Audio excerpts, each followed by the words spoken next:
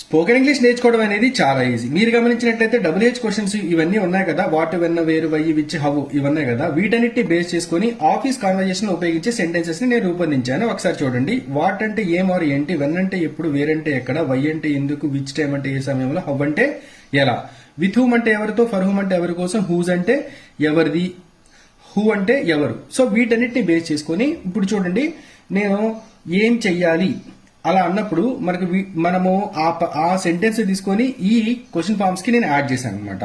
So ఇలా add చేసిన తర్వాత మీరు అనుకోవచ్చు కొంచెం పొలైట్ గా మాట్లాడడానికి ప్రతిదానికి మే ఐ నో ప్లీజ్ అని చెప్పి అనొచ్చు. సెంటెన్స్ కి ముందు, సెంటెన్స్ తర్వాత కూడా మే ఐ నో ప్లీజ్ అని చెప్పని అనొచ్చు.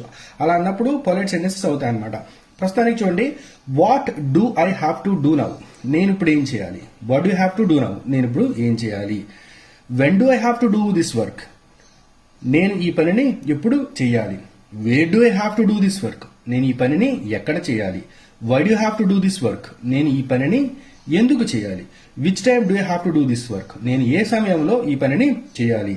How do I have to do this work, నేను ఈ పనిని ఎలా చేయాలి. With whom do I have to do this work, ఎవరితో నేను ఈ పని చేయాలి. For whom do I have to do this work, నేను ఎవరి కోసం ఈ పని చేయాలి. Whose work do I have to do, ఎవరి పని నేను చేయాలి.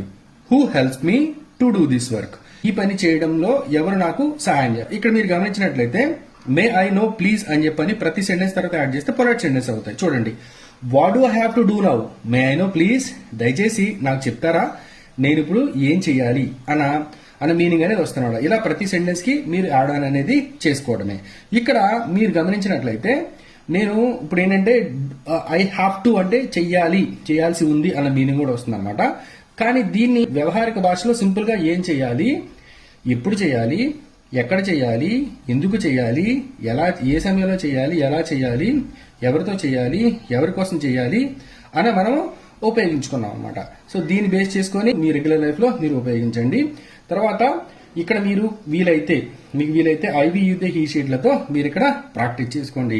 అంటే ఎలా అంటే వీతో చూడండి, what do we have to do now, మేము ఇప్పుడు ఏం చేయాలి. When do we have to do now, మేము ఎప్పుడు చేయాలి, ఈ పని ఎప్పుడు చేయాలి. Where do we have to do this work, మేము ఈ పని ఎక్కడ చేయాలి. Why do we have to do this work, మేము ఈ పని ఎందుకు చేయాలి. Which time do we have to do this work, ఏ సమయంలో ఈ పని మేము చేయాలి. How do we have to do this work, మేము ఈ పని ఎలా చేయాలి. అలా మనం ఇలా మార్చుకోవచ్చు అనమాట సెంటెన్సెస్ ని.